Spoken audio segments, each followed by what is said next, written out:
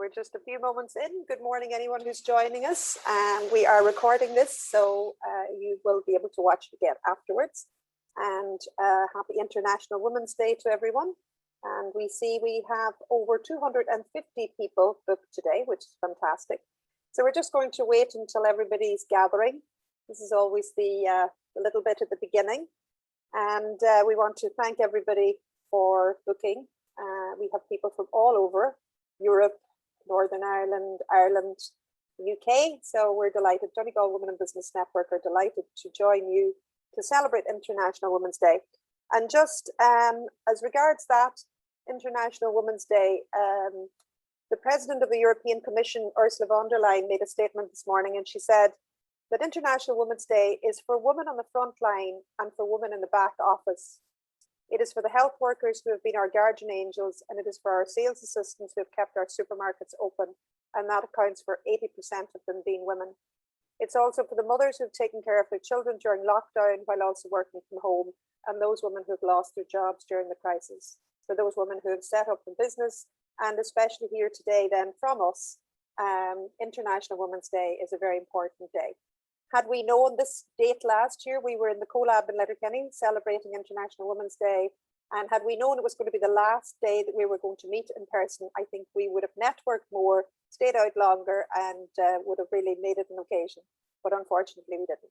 But we've managed now to do something fantastic in having you all here online this morning. And as the numbers are growing, thank you very much. We'll get started. So as I say, we have almost 250 booked. We want to thank Donegal Local Enterprise for their support and extending their Enterprise Week for us into this week, which is fantastic. It ended last week, great success, great events. So today, as regards, it's a little bit like the Eurovision. Dr. Isabel Cunningham is my co-host this morning, and well, I'll put you on to Isabel now in a moment. Donegal Women in Business Network are partnering today with Donegal LYIT, with Enterprise Northwest, and with European Women's Association. And again, we will be talking to Carrie in a moment, who will tell us a little bit about Enterprise Northwest. And Julia Stark, the president of European Women's Association, will be joining us now shortly when it comes to her presentation. So I will pass over now to just as well, we are a voluntary organization. We have, this has been completely done on a voluntary basis with no budget and no tech support. So we apologize in advance if we have any issues. I think we've done as much as we can in terms of run-throughs, but of course something may go wrong. So we asked for your patience and apologize in advance for that. But we have a fantastic lineup for you of great speakers, and we'll be going through the agenda now in just a few moments. So I'm going to pass you on to Isabel Cunningham from LYIT. Thanks, Evelyn. And yes, I'm a lecturer in entrepreneurship and innovation in LYIT under the direction of Michael Margie, the head of the Faculty of Business, and Patricia Doherty under the head of Department of Business Studies. And we've been delighted to be partners with Donegal Women in Business and working with them for over a year and a half now. And as the, I suppose, the educator, the higher education educator in our region, industry engagement and entrepreneurial ecosystem is very important to us, and we see Donegal Women in Business as being an integral player in that ecosystem. And I've seen firsthand, suppose for the last year and a half, the amazing work that they've been doing in aiding and developing entrepreneurship in our region. And for that reason, we're delighted to be able to work with them and help aid and develop entrepreneurship and indeed the entrepreneurial ecosystem within the Northwest. Most recently, we have under the Faculty of Business, we have DICE Labs, which is Design, Innovation, Creativity and Enterprise, which is an academy which we have that is designed to help industry and industry engagement, and I will upload some information in the chat box about that. But as I said, we're delighted to have partnered, and it's been a great relationship for us over the last year and a half, and it's great that we're back here again to further present back, suppose, the good work that the network has been doing. And indeed, I welcome all the students from LYIT that are on here today, and I hope they'll get inspiration from the great speakers that we have.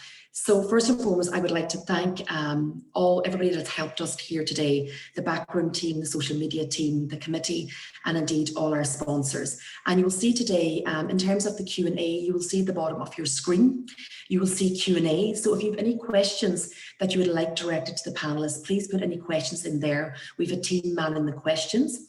When you see in the chat, where you can see the box there, it says five items in it, the chat is for information on panelists, or any information on the network that will be there. So if you have any questions today, please put any questions in the Q&A box and we will we'll get through as many as we can. Any questions that we can't get through today due to time, we will indeed communicate out responses afterwards. So back to you, Evelyn. Great, that's lovely. And can we ask now for the agenda to appear magically on the screen, and we'll go through that and just discuss what's coming up today.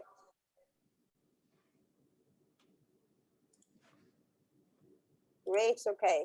So the welcome, we're well and truly welcomed at this stage, and we hope that you're all settled and comfortable now for the next few hours. So after this, we're going to show you a little bit of the growth of Donegal Women in Business Network over the past year, and how we adapted online and how we managed to be where we are today. So we're going to show you that. We are then coming on to Isabel is going to introduce Carrie McCafferty from Enterprise Northwest, and as a partner here today, we're delighted to welcome them. And then Jo Daly, our president, is going to say a few words, and she will introduce our keynote speaker, Caroline Faulkner, Senior Vice President of Prudential Financial, and we're delighted to welcome her here along with us today. And then we move on to a very nice little fireside chat where we're going to, Isabel and myself are going to talk to, sorry, I apologize. We move on then to the presentation of Yusra Kabir, a research student in Letterkenny Institute of Technology. And Yusra has done a lot of research and work with us on our thesis over the past year. And we're very excited that she has chosen Donegal Women in Business Network as the background for that project that she's working on. We will move on then to our fireside panel discussion, and we will have Orla Cooper, Carl Banahan and Martina Rafferty as the panelists, and Isabel and I will ask the questions that you all want the answers to. And then we will move on and welcome Julia Stark, who is the president of the European Women's Association. And again, we're delighted that she's joining us on European time here today, but we appreciate her coming along. And then we will introduce Brenda Hegarty from Donegal Local Enterprise, who will give us a brief overview of all the supports and where, more importantly, where you can go to learn more about what Donegal Local Enterprise means to you in business in Donegal as a woman. And finally, then we'll go on to any final comments, tell you a little bit about how to join Donegal Women in Business Network and the supports that are available. So that's pretty much the agenda for the day. So thank you very much for that. And now we're going to go straight into a video that was created quite late last night, or finished off late last night. Meg, who's a member of our committee, produced this for us with the survey that we created recently to just get some feedback. So I think you'll be very excited and impressed to witness this. So we'll let you view this hopefully now.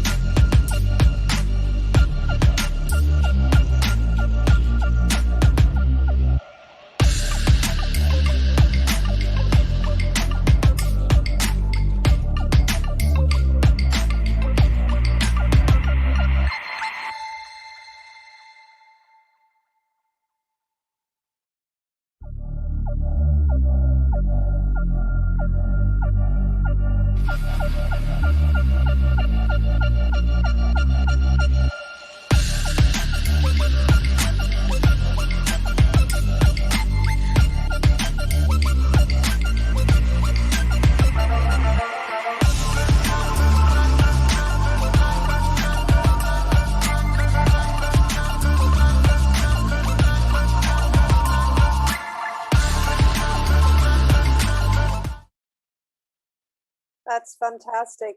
So I hope you all enjoyed that. I think that was an absolutely brilliant presentation of where we're at. And just in terms of numbers, currently we have 215 members.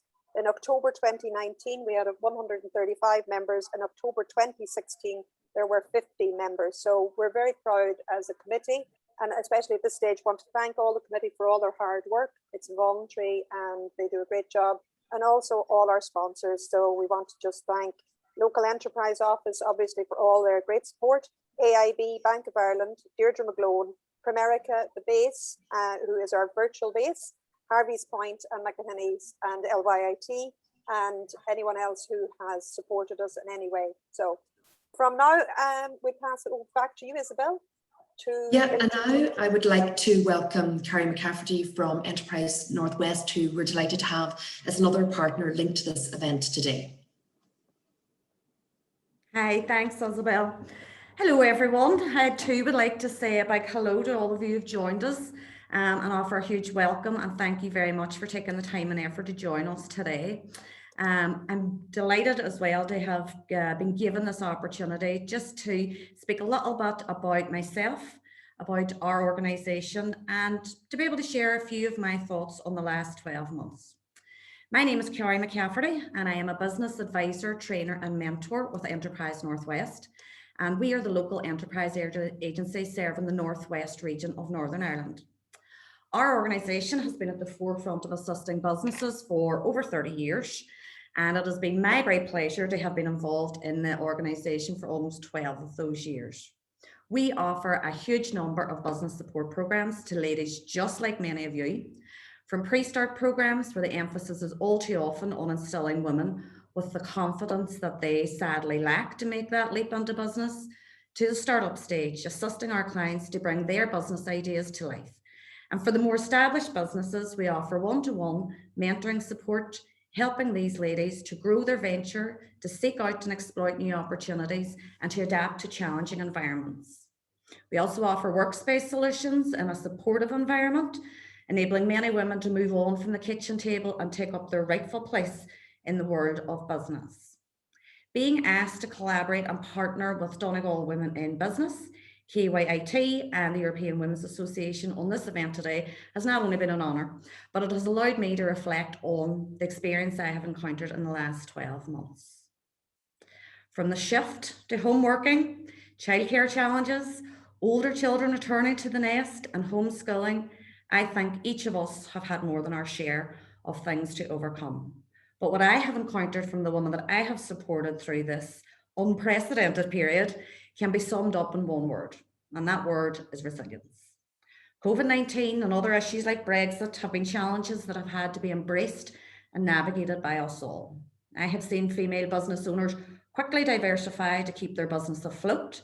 They have the courage to start up a brand new business venture and to spot opportunities and grow. All of this within the backdrop of change and challenge.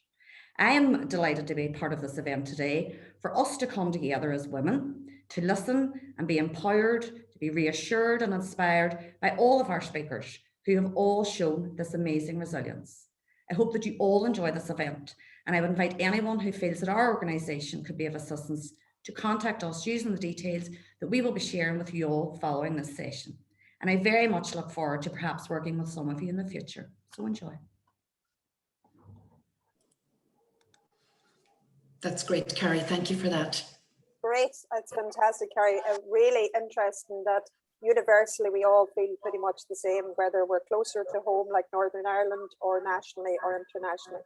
So now we want to introduce our president, Donegal Women in Business Network's president, who has had quite a challenging year, both in terms of her business and in her sector. And we're delighted that she now is leading the charge and supporting all Donegal Women in Business Network. So I'm going to introduce you now to Jo Daly. Welcome, Jo, and thanks. Thank you, Evelyn. David Tá Fáilteoireachtas Glare. Lá Seán idir na siúnta na man the cella. Good morning, everybody. It's great to see so many of you here today, men and women, here to celebrate International Women's Day. As president of the Donegal Women in Business Network, I am so proud of what it has achieved in the last 21 years. So I want to commend and thank all the committee for their hard work and everything that they have put into this. So Bula Boss, everybody, thank you so much. I just want to take a few minutes to talk about the Donegal Women in Business Network. This is a network that's for all women. It doesn't matter if you're working at the breakfast counter or you're in a boardroom, this is a network for you. We are the voice for the women in business in Donegal going forward. So I would encourage all women to join. It's a small fee. I know we're all kind of financially constrained at the moment, but when you think about what it costs to join the network, it's only €50. The gains and rewards you will reap if you join and actively participate. Now, that is key. You have to actually participate in the network because it's all about building relationships and partnerships. And just like today, where we have partnered up with all our good friends, we have our partners there, Letterkenny Institute of Technology, my own alma mater. We also have Enterprise Northwest in Northern Ireland and across the water then with the European Women's Association. But Julia will tell you more about that later. I also want to acknowledge our long-standing partnership with Donegal Local Enterprise Office, whose support and assistance has been invaluable to us. And we hope that continues long into the future. For more information about the network, you can check out the website on www.womeninbusiness.com. I know you're all very keen to hear from our fabulous speakers. So therefore, I will just finish off here and I'll say, I want you to give a very warm welcome to a dear friend and a member of such high caliber that I admire and respect deeply. So I want to give all a warm welcome to the gracious and inspirational Caroline Faulkner. Grandma. Thank you. Well, good morning, everyone. I can't tell you how delighted I am to be with you all today and to be participating actually from my native Donegal. That is an additional pleasure.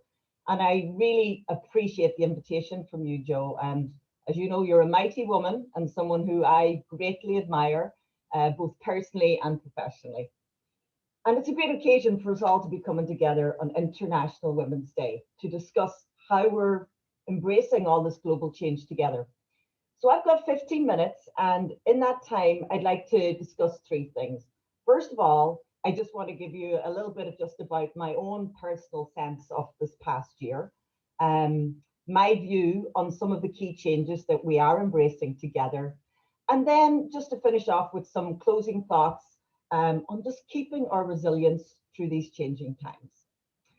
So first of all, on a personal note, you know, it's hard to believe that it's actually a year almost to the day when the world changed so dramatically. And it was back in March 2020.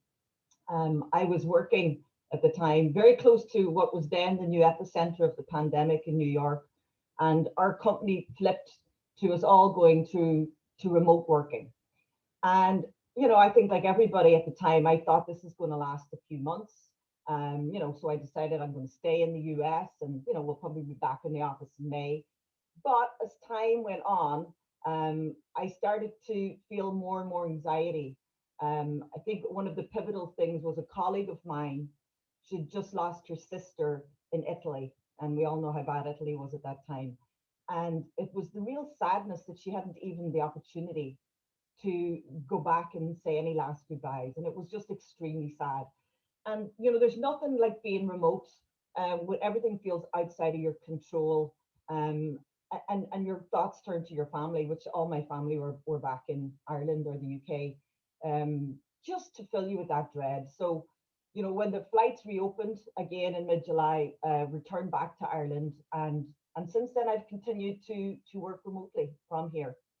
And a few things that I learned as we kind of near this 1 year anniversary was, well, first of all, I love being back at home. And, you know, although I sometimes do feel sad and frustrated by the continued level 5 lockdown, I have to say, we've been in lockdown almost feels like 80% of the time since we've been home.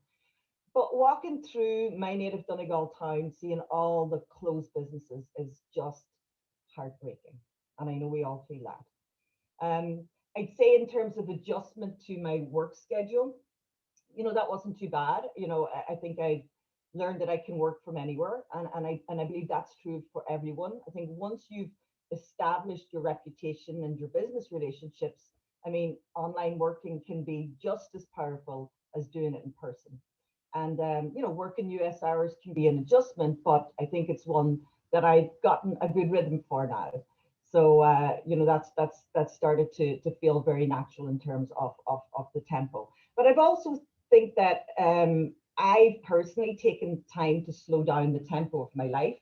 And that's given way to more time for some creativity and just generally feeling things more deeply, which I think is sometimes hard, but sometimes a good thing. So that's sort of a little bit on sort of the personal part of it. Let me pivot a little bit to sort of how I view some of the key changes that we've all been witnessing this past year.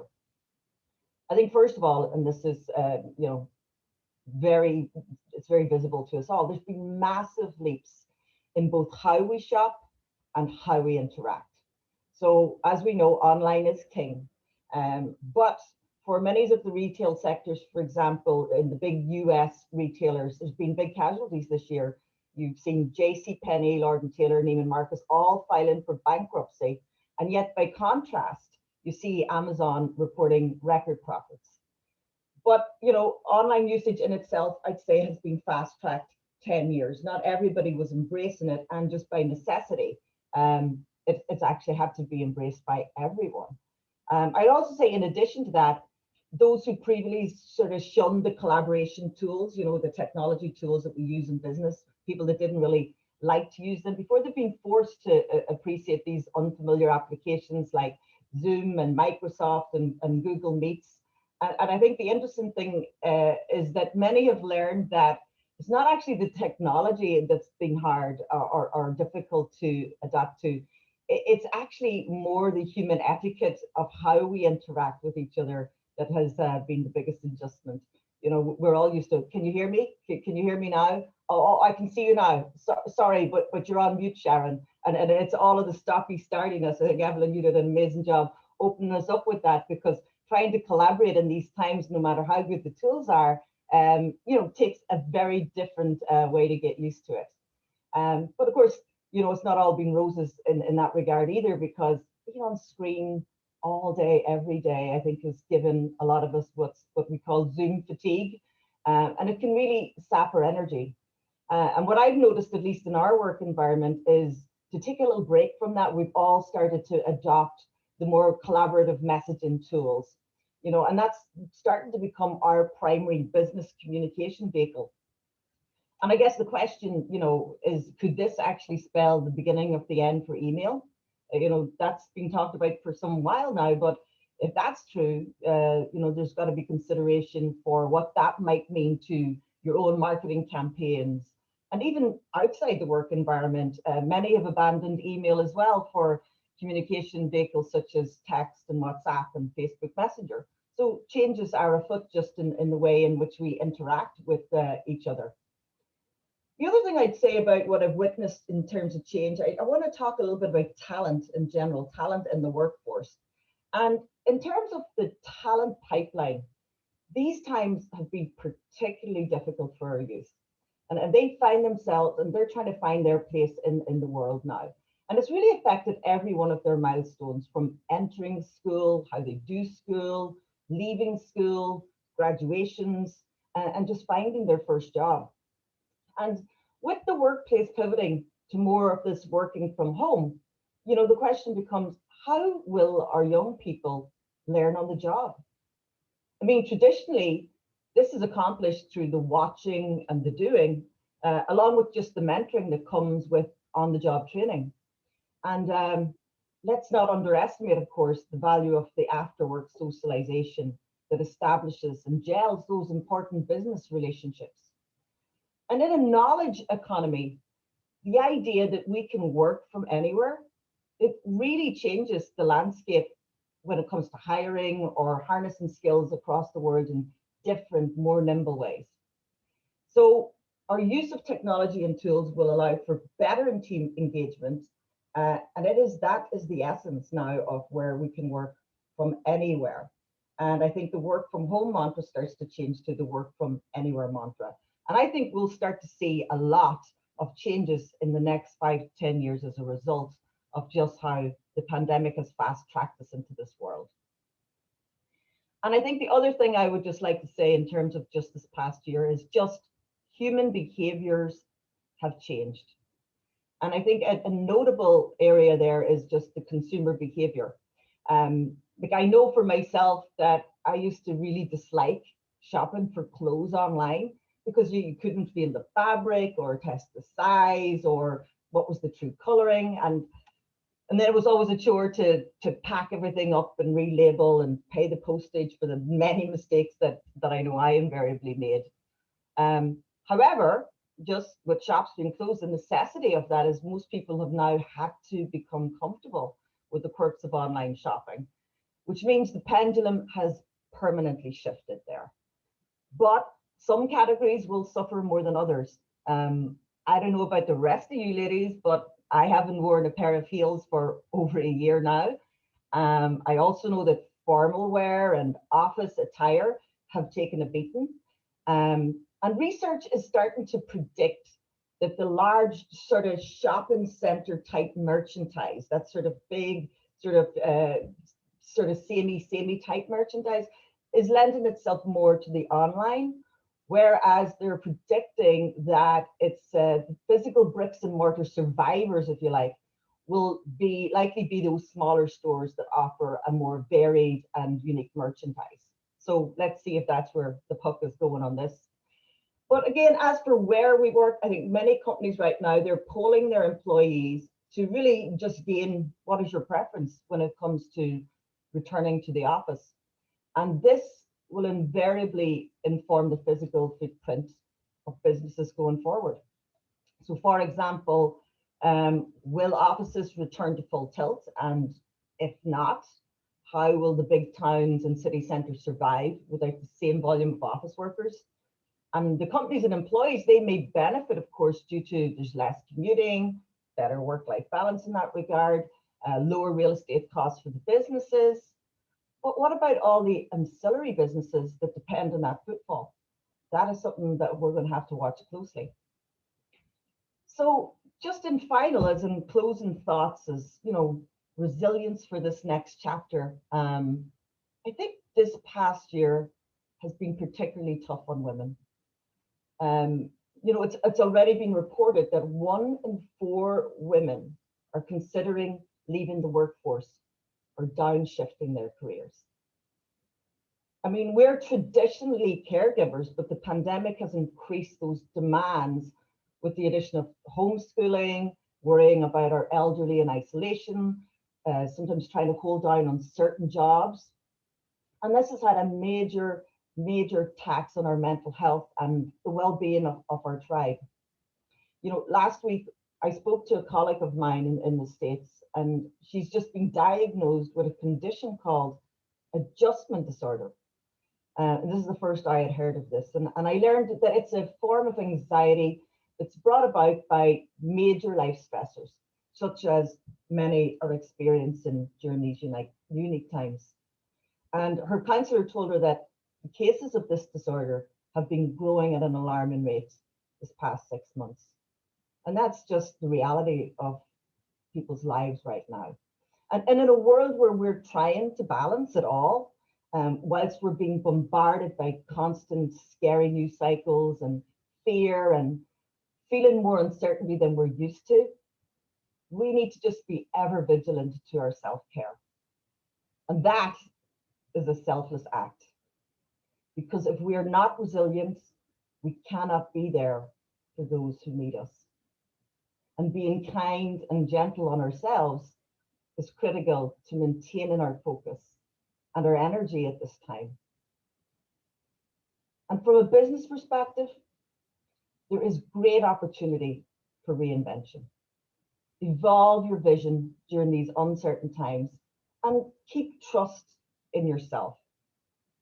Because just because the world is shifting all around us does not eliminate the women that we are today, with our education, our history, our experiences, our achievements, our talents, and our qualities.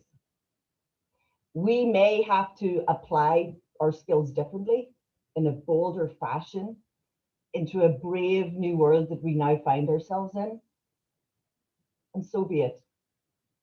Let's keep encouraging each other. If not now, when?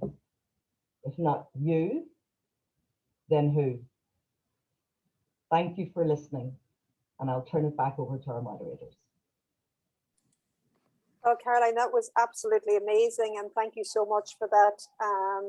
It really, what I find fascinating there is that really within Donegal Women in Business Network, we talk about from kitchen table to boardroom table. We talk from continent to continent. You know, we've seen that now, you know, in what you've delivered today, that is, we all feel very much equal, and that we're all very ambitious women. And in our own particular ways, that ambition is brought forward separately. So Larissa, we're just going to check in with you if we've got any questions here for Caroline.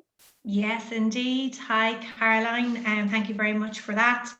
I think we're probably joined by a few graduates on the event here this morning, Caroline. So the questions I have, one is asking, what advice would you give to a young graduate starting her career? Well, I think it always starts with, you know, I think choosing what a young graduate is wanting to get into is usually the biggest first decision that people make. And it's interesting because, I mean, I think you've got to have that balance between what you're passionate about yourself and, you know, what there are actually jobs in. And I think that's trying to marry those two things together. You know, as the old saying goes, if you work at what you love, you'll never work a day in your life. And I think it's really about harnessing those passions and just, you know, again, continue to broaden your skills beyond your subject matter expertise. I think it's the ability to just network and build relationships are actually huge indicators for your future success. And so not to neglect that and have just a pure academic focus. I think rounding out your skills in terms of just creating that network of people, because that's where the co-construction of great ideas comes. It's going to be with your colleagues, with your fellow students, with your peers. And so I would continue people to apply as much of their time to that as they would also to their academic studies. And that is, thank you, Caroline. That's the second one is related to that, because they're asking, what is the most important skill to develop for a successful career? So you talked there about networking. I do, and building relationships, I think, is really critical. I think we all know people that are really, really smart and really good at their jobs, but maybe they're not good at listening to people or truly trying to solve the actual problem. They're trying to just think about what's the next thing I have to think or what I have to do or how do I look good. And I think it's just going back to being just our human selves, you know, and always remember to go back to those basics of authenticity. And I think that that'll steer you well. Just be yourself, and just that interaction with people will pay dividends. Thank you, Caroline. That's great advice. Evelyn, do I have time for one more? Jess, go on, one more, Larissa. Okay, one more. Caroline, how do you envisage new hires being able to integrate into new organisations in the current remote format? Will it discourage people moving on? I think it's going to be quite difficult, honestly, and I don't think anybody's cracked the code on it yet. I think there's been a year where people have been trying it. People have been onboarded into companies. It's actually technically easy to do, but it's more down to how do they start to learn the culture, the people, the products, the services, and the things that, you know, this company's all about. That's the important stuff. And again, you know, even though it might feel a little artificial, I think that starting new companies, you should make the time for the virtual coffees, that you're not in the flow of the normal sort of run that you would if you were physically there. Make the time for those real conversations, and just be explicit about, you know, what you need to learn and look for the help and assistance, because companies are not used to necessarily having the playbook for that. So, you know, I think you can be vocal about that in a very respectful way. And this shows ambition and enthusiasm for the person who's been onboarded. That's great. Thank you very much, Caroline. Great advice. That's all the questions for the moment, Evelyn. Brilliant. That's fantastic. So Caroline and Larissa, thank you very much. And now I'm going to pass you over to Isabel, who is going to introduce Yulia, or sorry, not Julia. Yeah, Yusra, that's right. And just in response to what Caroline said, I think it's back to what we've spoke about previously on the network, is a lot of what, I don't know if Caroline, if you relate to that, is that this whole entrepreneurial mindset about being creative and the opportunities and seeing the changes and understanding the changes in consumer behaviour and social interaction and basing on that and using your entrepreneurial mindset. And I do think we're very lucky in terms of our location and in the knowledge economy and being able to locate maybe back home to Donegal and be able to work remotely. But now I'd like to introduce Yusra Kabir. Yusra is a research master's student at LYIT, and she has been researching networks, and her focus has been on Donegal Women in Business, and we've been delighted in Donegal Women in Business allowing us to research the network over the last year and a half. So now I'm going to pass over to Yusra to present some of her findings from her studies. Good morning, everyone. I'm waiting for my... Yeah. Good morning, everyone. I have had the pleasure to meet some of you before, but for those of you who don't know me, my name is Yusra Kabir, and I am currently a master's student in LYIT. It is my pleasure to be here today to talk to you about my research project, which explores the impact of formal business networks on female entrepreneurs. Moving on. We talk about background. It doesn't come as a surprise that the fastest growing businesses across all industries, especially in developed countries, are women-owned. After all, recent studies have proven that the promotion of women's equality could add up to 10 trillion euros to global GDP by 2025. This has led governments globally to take key initiatives in order to support existing and upcoming female entrepreneurs. Now, the golden question is, how do we go about this? Barriers of female entrepreneurs. The answer lies in understanding and overcoming barriers that hinder women-based businesses from the beginning stages as well as during the growth and development. The main barriers identified were funding. This ranged from deficiency in accumulating initial investments, utilizing financial schemes, as well as managing finances appropriately. Biased against women. Unfortunately, sexism still exists. Society and studies have shown that female entrepreneurs may not be taken seriously when pitching ideas to investors compared to their male counterparts. Psychosocial issues, anxiety associated with failing, and the fact that the women may be the primary caretaker of their families hinder their entrepreneurial dreams. Lack of network and mentors, and last but not the least, studies have shown that women find it harder to develop successful networks, and there may be a shortage of mentors available to guide budding entrepreneurs due to sheer lack of women in particular industries compared to the male counterparts.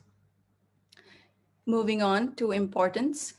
We focused more on networking aspect of female entrepreneur activity. We discovered that more and more women report that networks where formal mentoring and support groups exist help channelize budding entrepreneurs towards growth and development more effectively. However, there seems to be a gap in the literature regarding the consistency of such networks in existence, and when they do exist, the impact of such networks on all members may not be the same. Moving on to my research questions. It is that to determine the key aspects in which formal business networks influence the growth development of female entrepreneurs. And we believe that the answer lies in the actual experience of the business ladies who may or may not be part of a formal business network. We designed our study to conduct a thorough literature review regarding formal business networks and determine key aspects that would allow us to assess the feasibility and reliability of a network. A questionnaire was compiled utilizing 4 categories derived after the literature review that may be used to assess a formal business network. They are Formal Business Network Association. This explored the rationale or motivation of the entrepreneurs that lead them to join formal business networks and whether these expectations were met. Roles and responsibilities. Here we wanted to see how the entrepreneurs adjusted in their selected network, what role did they play, and whether they are satisfied with their current level of engagement in networking activities. Networking system and processes. This section outline the key structure and communication channels of the network.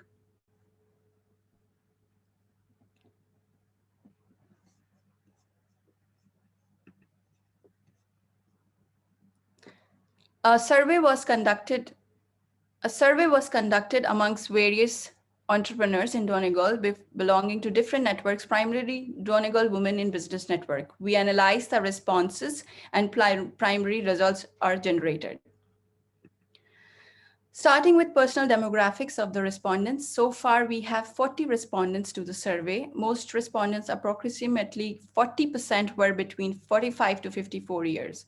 20% were between 25 to 34 years, and 20% between 55 to 64 years of age.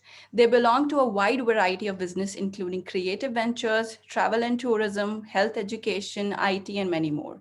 Equal division of experience was seen across participants, ranging from 1 year experience to 10 years of experience. More than 90% had a micro enterprise and 3% had small enterprise.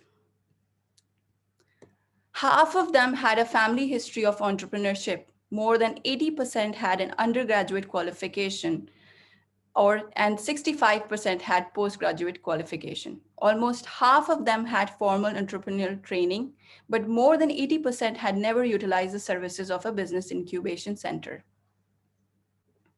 Moving on to the results. Coming to the first category,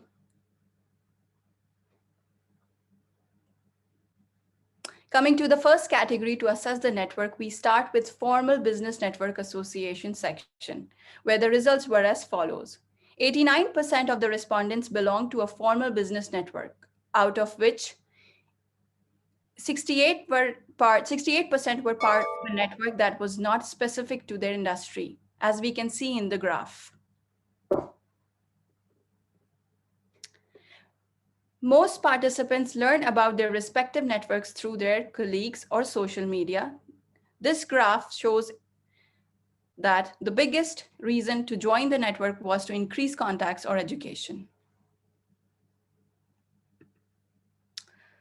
The second category are the roles, organization, and responsibilities of the members within their network. Here we found more than 70% had defined role in their selected network. As you can see on the pie chart, that only a small fraction were unclear about their roles, and more than 80% had clear responsibilities. Again, only a small fraction were unclear about their responsibilities. Approximately 74% were satisfied by their level of responsibilities, whereas a large fraction on the chart would not prefer more responsibilities.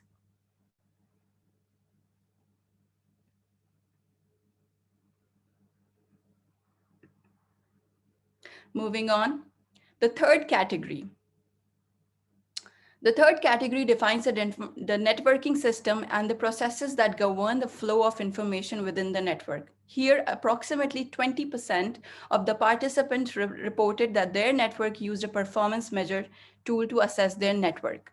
But 60% of the members did not know about it at all, as seen on this pie chart.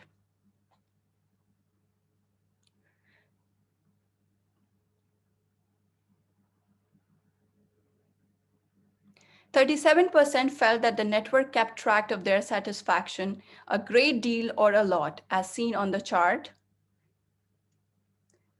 But mostly the member felt that such a measure was not being utilized. Almost all found that the network support to be useful. The chart shows that only 2% did not find the network useful at all. Almost all appreciated the incentives or benefits provided by the network.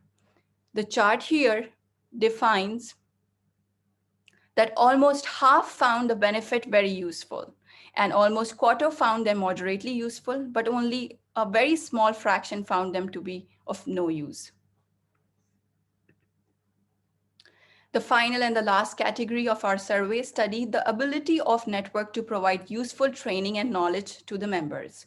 More than 93% felt the need for training, education, as indicated in the chart, ranging from probably to definitely. The view on the member comparison was 50-50%, where half of the participants felt that the comparisons would be beneficial and other half did not. More than 83% felt that the network culture was either open, where members share all information including finances, or semi-open, where everything except the finances is shared. The rest, 17%, felt that everyone in their network focused on their business and no trust existed between the members. Coming to the conclusion.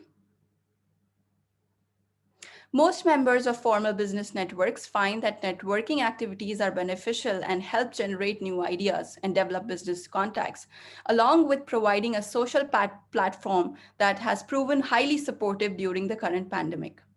Further development of training or mentoring programs would prove highly advantageous to the members. A good level of trust exists among members of the network. Regular feedback activities from members may increase their satisfaction from the networks and help develop the network and also the entrepreneurial activities of the members. Thank you so much for your precious time. Kindly support us by taking the survey. Please click on the link available in the chat. It would help us a great deal in potentiating our research by generating robust results to benefit benefit female entrepreneurial community. Thank you so much. Yusra, that's fantastic. Thank you so much. And thank you so much for all the work that you have put in the past year in terms of your research. And we'll ask you to put it back on your camera there for a moment in case we have some questions for you. And also in terms of Donegal Women in Business Network, we have found that pretty much everything that you have fed back in terms of your research has been very relevant to ourselves. And we've often found that there will be a percentage who find a network extremely beneficial, and there will be a small group then maybe that don't. And as our president said earlier, the middle line is their commitment to making it happening, to networking, to connecting with others. And that's very much what you found in your research. And we will also be putting some blogs up on our website, donegalwomanbusiness.com, with that. So Larissa, can I ask you to pop back in? Do we have a question there? Hi, Evelyn. Thank you, Yusra. That was very, very informative. Yes, a couple of questions and comments, I suppose.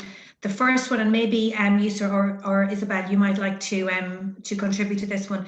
Just going back to the barriers that you mentioned that women face when starting a business. You mentioned funding and the lack of funding that's available for women who start new businesses. So the question is, how can we improve that, or how can we work to improve that among women in business? Maybe the rate at which they apply, or indeed the success that they achieve whenever they do apply. Well, if you want me to start in this, Yusra, I think a lot of it is by showcasing good examples and case studies. Excuse me, women entrepreneurs have been, the questions often asked, well, why are we researching women entrepreneurs? And the reality is, even though we talk about, the gender divide reducing, women entrepreneurs are by nature under-researched. And for whatever reason, when they go to funding, whether it is a lot of what Caroline talked, we're caregivers by nature, we're mothers, we are the ones that give birth by nature. So that sometimes has an impact on it. But I think by showcasing the likes of what Donegal Women in Business are doing, by showcasing what women leaders are doing, and I think today is a great showcase of that, by promoting that, we'll show that we're equal in terms when it comes to funding. But a lot of that will take time, and it's a movement that's been done for a number of years in relation to changing that mindset, that both when it comes to funding and leading and growing businesses, that women and men are equal in terms of that. So part of it is shifting that mindset and maybe showcasing some good examples of female leaders in this space that will help, maybe even encourage. Not all women, they do find barriers to go in, but that is because we are in a minority as well when we do go to seek funding. So I think as we see more women leading out, starting growing enterprises, that should help showcase that through. Thanks, Isabel. So you can't be what you can't see, I suppose, yes. is very important. Thank you. Yusra, is there anything you'd like to add to that? I completely agree with Isabel's point. I think she's right about this, that people pre-assume things about you as a female when you go and approach them for not just about funding, it's about any source of help. So I think we need to work on that, and we will get there. We will surely, yeah. Brilliant. That's fantastic, everybody. So please fill in the survey for Yusra, because she still has a lot of great work to do on that. So Larissa and Yusra, thank you very much for that. Isabel, now it has come to the time where we are moving on to our panelists, and we will invite Orla, Carl and Martina to join us with their cameras on, please. And we would just say to everyone that if you have any questions, please put them in the question and answer, or if you have any other comments that you'd like to make, please put those into the chat box. Sorry. So yeah, so just while we're getting set up, I mean, how much fun would this be if we were actually in a room having coffee and scones in between? So Martina, Noel, maybe perhaps you'll make Martina there. Yeah, great. Okay, so that's fantastic. So first of all, we are going to introduce these wonderful ladies who have joined us as panelists this morning. And then we're going to ask each one of them to give you a little overview of who they are and what they do. And then we have some great questions that are relatable to all women in business, regardless of where you are. So first of all, I want to introduce you to Orla Cooper, and Orla is a co-owner with her sisters of B&Co Care, based in Northern Ireland, and they provide care paths to bring a little bit of self-care and love to your life. And we're going to hear a little bit more about that.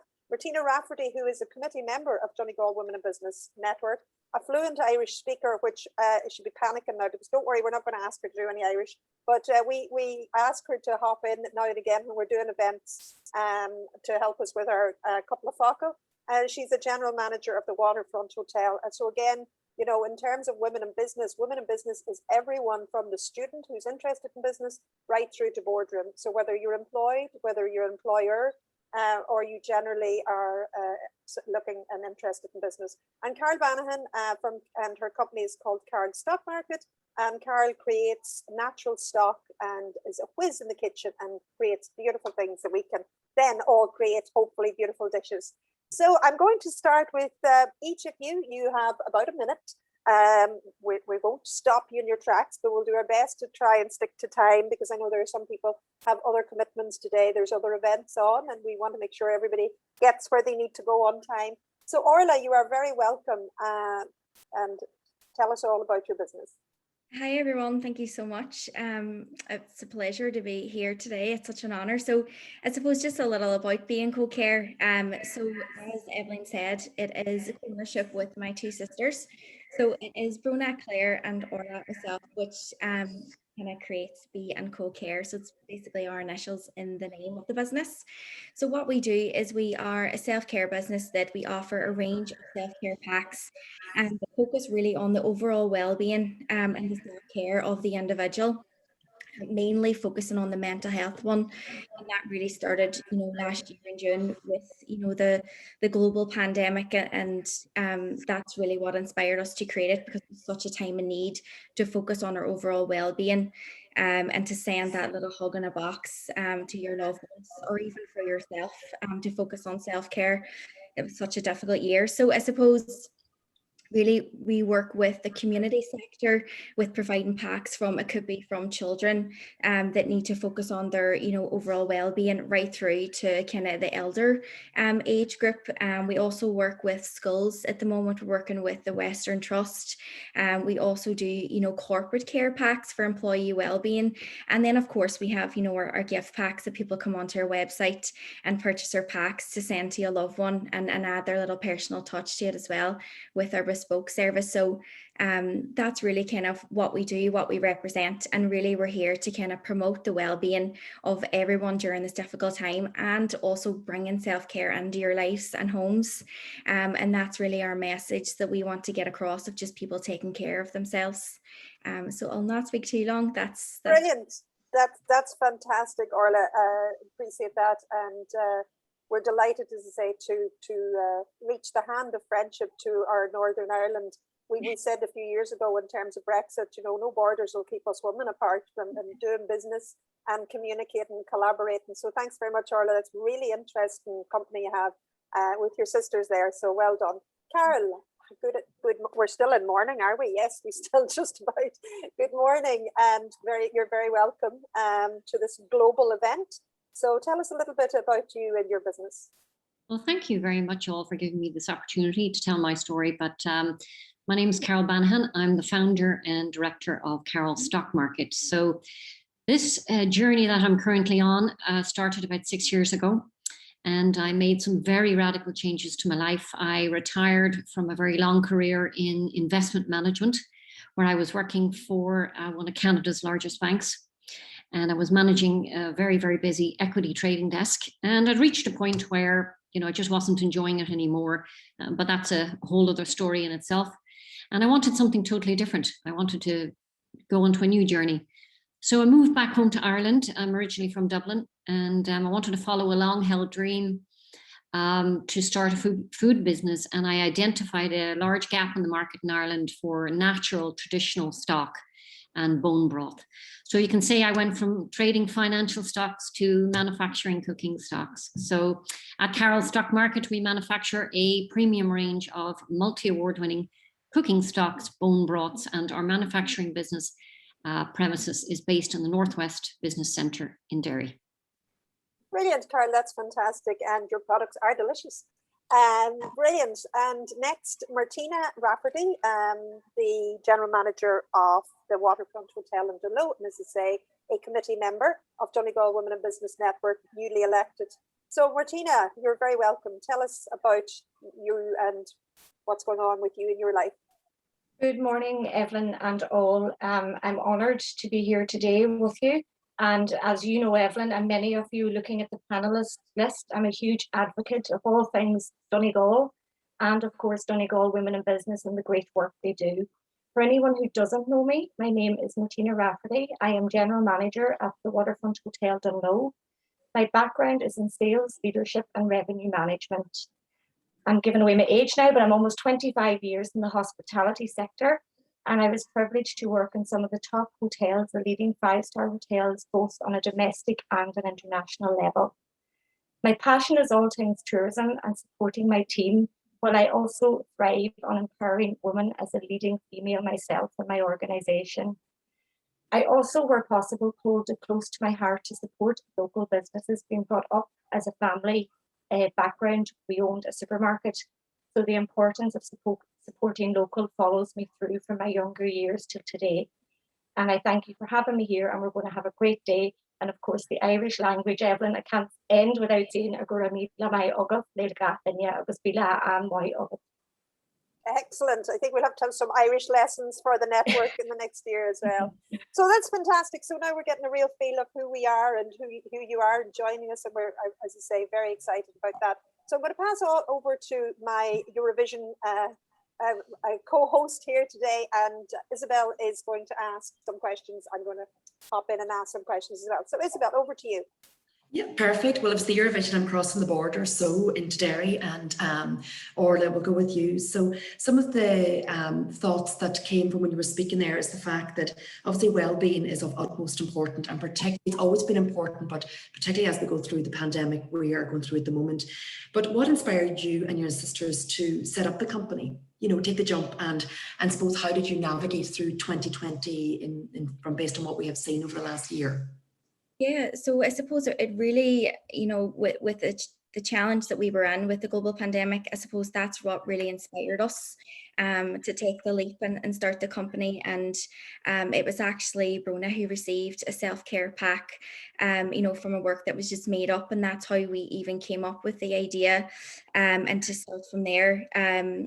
You know, I think it was such a challenging year, and it still is. And the importance of that self-care, we believed in, that's what, you know, was going to help us get through, you know, the situation that we were in with the current circumstances. And, you know, we believe that, you know, there was a gap on the market as well. And that's what inspired us to go, there's actually a gap here. This could be a business that we, believe in and we could launch, and to take that leap of faith, I suppose, because we, really focus on self-care ourselves and the overall well-being, and really just wanted to help, people in the process of doing that as well, and give them really the tools that they needed, and really sending some love and a hug in a box, as we call it, to people's, family and friends, or even for yourself. You can buy our packs as well.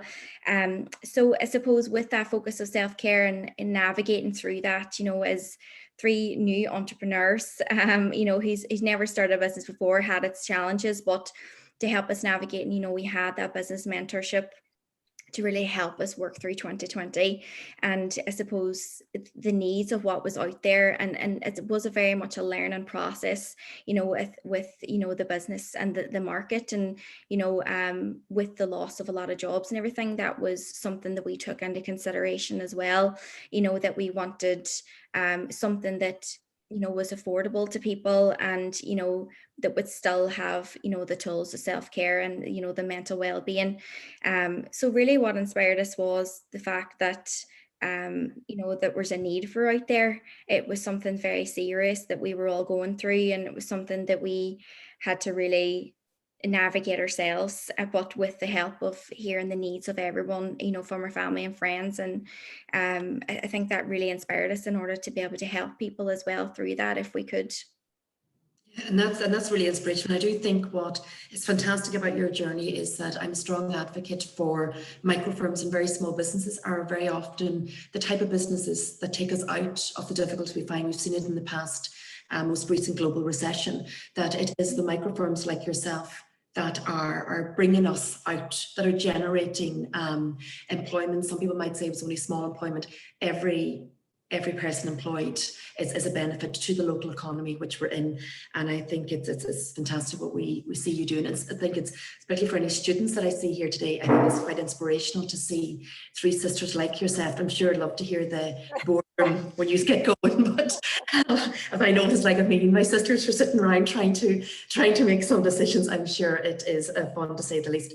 But I think it's very inspirational for students that'll be tuned in here today to see what you're able to see, and always looking out for that opportunity that arises. And where next do you see yourself going, or what is the plans now going forward? Yeah, we're still working on that one. I suppose I think when we did launch the business, I think not that we didn't see it being very successful very quickly, but it was also going, wow, so this is really taking off. And where we see ourselves going is just continue to produce products that helps people, and with that focus as well. And even just this year to begin with, in 2021, is we've had a massive year with going into the employee well-being, and with the Western Trust and the care packs and the communities in the voluntary sector. I think that's really what our plan is, to really keep developing that and developing products, and really hearing what is needed, and how we're going to get there. I think the plan is just to keep growing and doing what we're doing, because something's working, which is a great success factor. So yeah, it's just really to keep developing. We're very much in the early stages of just, I think, 8 months we've touched on. So yeah, I think it's just focusing on that and taking step by step. And we're still very new, and we're still very early in the learning process, and which is exciting. So it's just really focusing on that plan, just step by step and one product at a time. But that's the plan currently. That's fantastic. That's brilliant, Orla.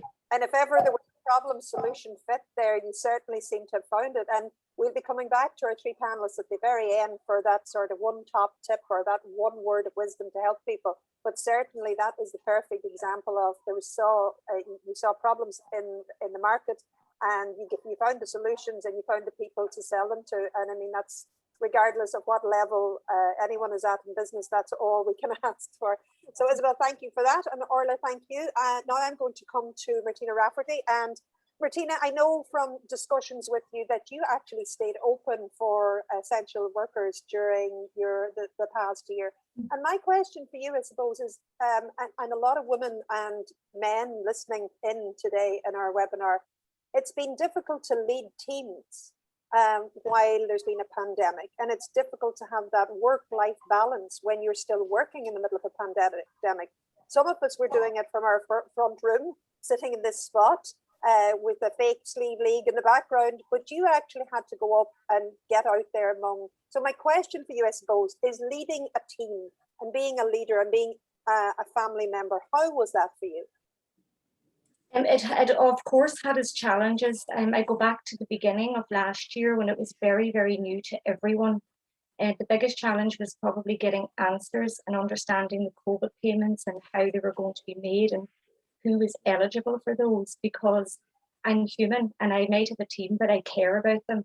So, you know, it was vital for me that I made the very best decisions in order to protect my team of 87 employees.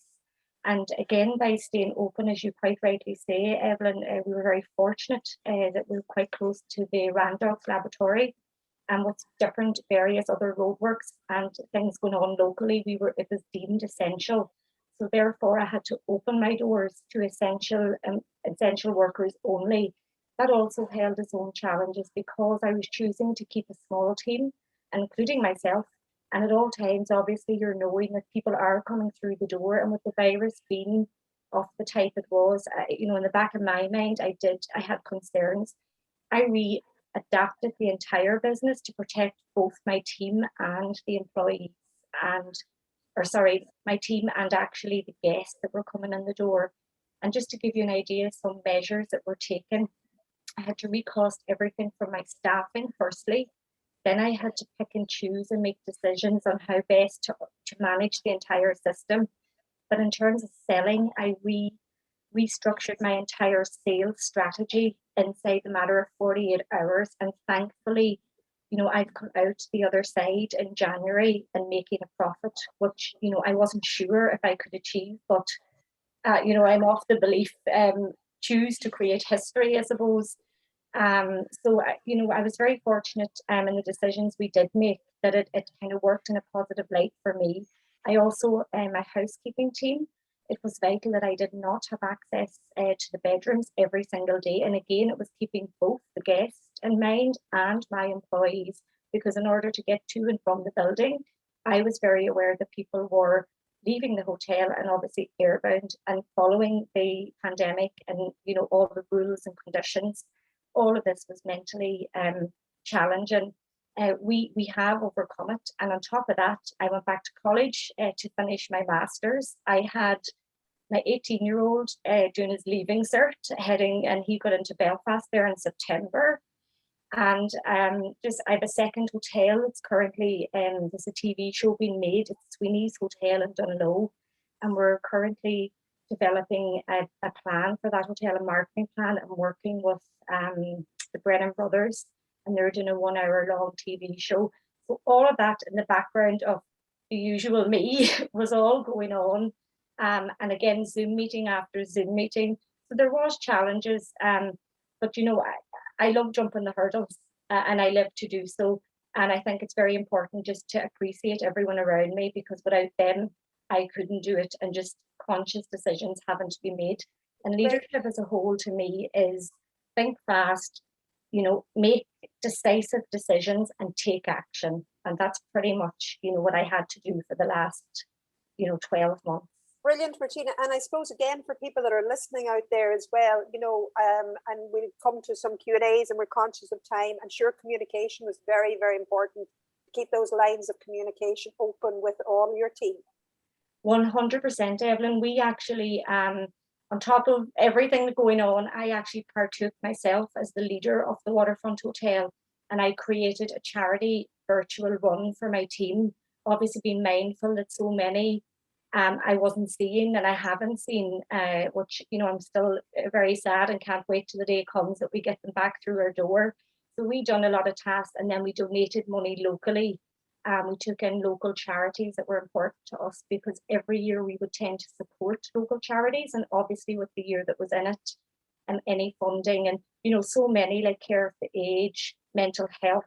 So we took all that into account and actually interactively done things ourselves as a team, but all virtual. Brilliant, so, Martina. yeah. That's fantastic. Thank you very much. I'm conscious make sure everybody questions in the Q&A for these ladies, and anything we don't get answered today, we will get answered later on today as well. So Carol, thank you for your patience, and Isabel, you have a question for Carol. Yeah, I do indeed. And I think I'm going to touch on one of the themes that I suppose we're talking about today is the whole theme around Brexit. And due to where you're based along the border there, Carol, what difficulties have you seen, or how has it impacted, particularly in terms of your logistics and accessing markets? Well, during the pandemic, for the whole time of the pandemic, I have managed to experience some really great growth opportunities. And for the last 12 months, it's been incredible. Now, I'm also very mindful that not everybody had the same experiences, and some people have lost jobs, lost major opportunities. And, you know, with that backdrop, I'm eternally grateful for the growth, explosive growth my business has experienced over the last 12 months. We moved premises, we really expanded the team. We're now a team of 6, we were a team of 3, and we launched new products, and we were positioning ourselves for quite explosive growth. But there's a but there. Brexit's had a massive impact, and Brexit can actually bring my business to its knees, because our product is in liquid form. It's in a liquid pouch. It's chilled, so the logistics are quite complicated, moving it around Ireland and the rest of the UK, and packaging suppliers, it's getting stuff back and forth from GB to Ireland is very, very difficult at the moment. I'm sort of figuring I've enough to do me for the next couple of weeks, but what then? Things getting stuck in customs, and but what I have to do is I have to dig really, really deep, because the business has to go on. I've got 6 salaries I have to pay, and people depending on me to earn a livelihood. So I have to come up with solutions. I have to dig deep. I have to find a solution, and that's what I have been doing between the business growing so fast and the challenges that Brexit has presented. And I suppose in this, as you say, it's one of the things that we have no control over, no more than the global pandemic. But you're right in saying, it's just supposed to look at the opportunities that you can see out there to try and keep you going from week to week, until hopefully some of the issues that are beyond our control are resolved in somewhat. But your whole story is a fascinating journey from where you have come to start your business now. So Evelyn, do you want to go back to see, is there any questions that would like? Well, before we go to questions, I want to go back to all 3 ladies and ask for their top tips or words of wisdom, or what is it that they would say to all our attendees today. So I'll start with you, Orla. What do you want to say in very sort of direct way to everybody out there that's afraid to do it?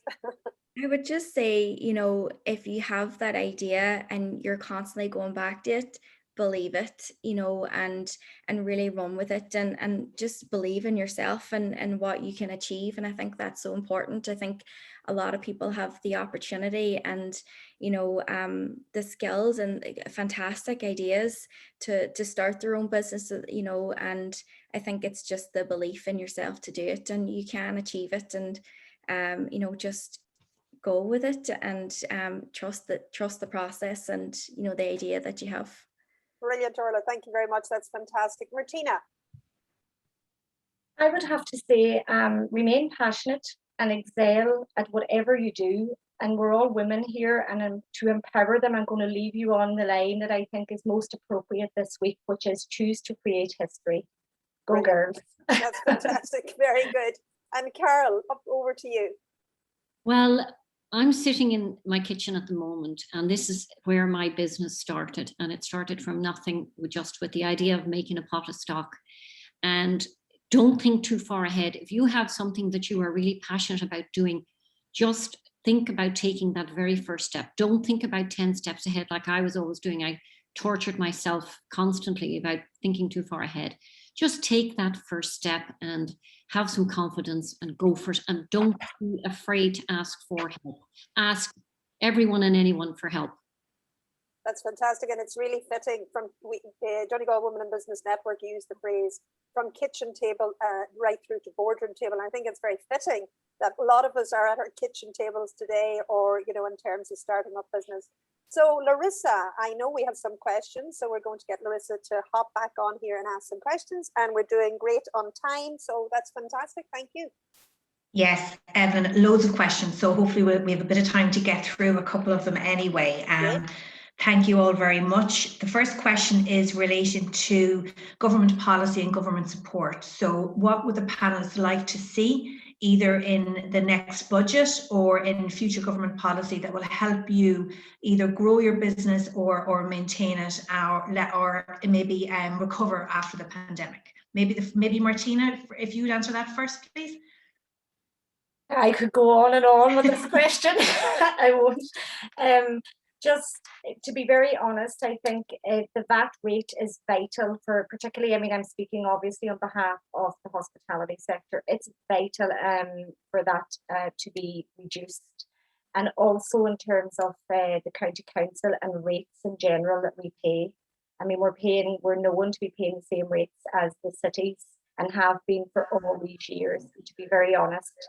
And, you know, I suppose not to harp on the forgotten county of Donegal, I just feel that now more than ever, these resources, we've been crying out for them for many years, that they're more vital than ever in order to maintain employment and get our valued, you know, people back into the workforce. Thank you, Martina. And Orla, you're in Northern Ireland, so you see a slightly different policy than we do in Donegal. What would you expect to see from your government? Yeah, I suppose kind of going off Martina as well. I think the taxation, the VAT is still relevant, you know, in Northern Ireland, and that's something that I'm sure we would be delighted to see, you know, even as a startup business. I think, you know, we would really like to see funding for startup businesses. You know, that would really be fantastic. And as much as, you know, we do invest the time and the money into it, I think it would be really good to support new businesses and, you know, the economy in that sense, to be able to start their business and kickstart it off. And for us, that would be, you know, really fantastic to be able to see, you know, especially in women in business, to really support them as well. So that's an area that we would really believe that we would, you know, benefit from, and I'm sure a lot of new businesses would. Thank you, Orla. And there is actually another question on funding that I might come back to in a moment if we can. And Carol, from your perspective, what would you like to see? Well, I'll be honest with you. I've been so blessed over the last 12 months to have had access to funding. You know, I've had a lot of help from Invest NI, from Intertrade Ireland. There's a lot of funding programs out there at the moment, and a lot of mentorship help out there at the moment. And I have availed of every single thing that's going.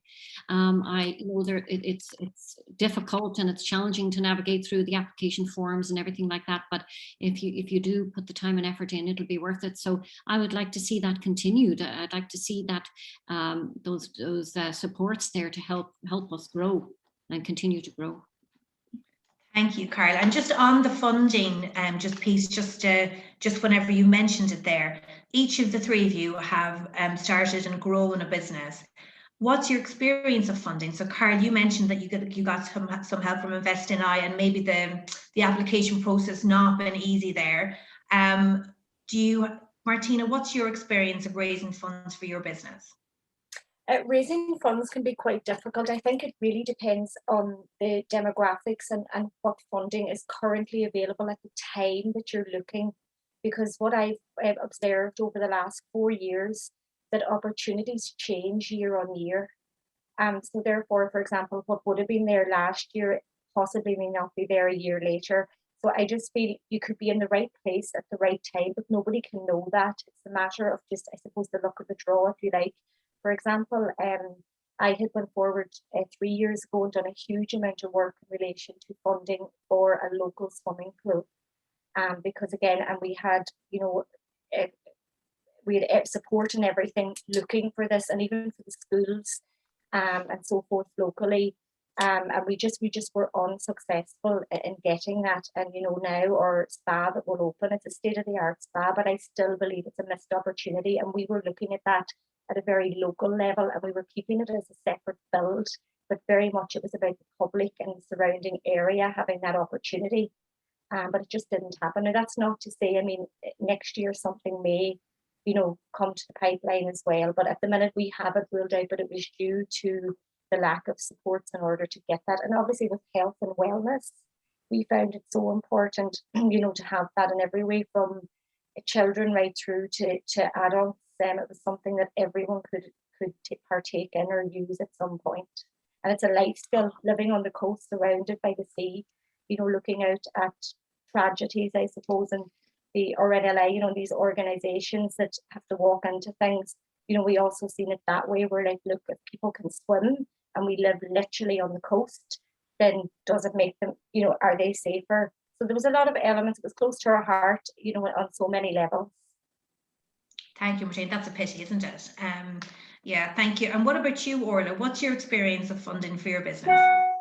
So I think at the beginning we had to invest all our own money. We didn't, we really weren't eligible for any funding, which we were fine to do with, and we got a lot of guidance, and with the Enterprise Northwest, Brian has helped us so much on where areas to look at. So we did have a recent opportunity with the Lab Fund in Derry, which was a fantastic application process to go through. So we actually won an award, which is called the Rising Star, and they supported us then with, a fee to fund us, to grow our business. So that's really the opportunity that we've had to date. But other than that, it really has been based on our own investment, but I think even as a small business, with trying to organize, the business and do our packs, but also trying to look for funding, we actually have found that quite difficult of where is the opportunities.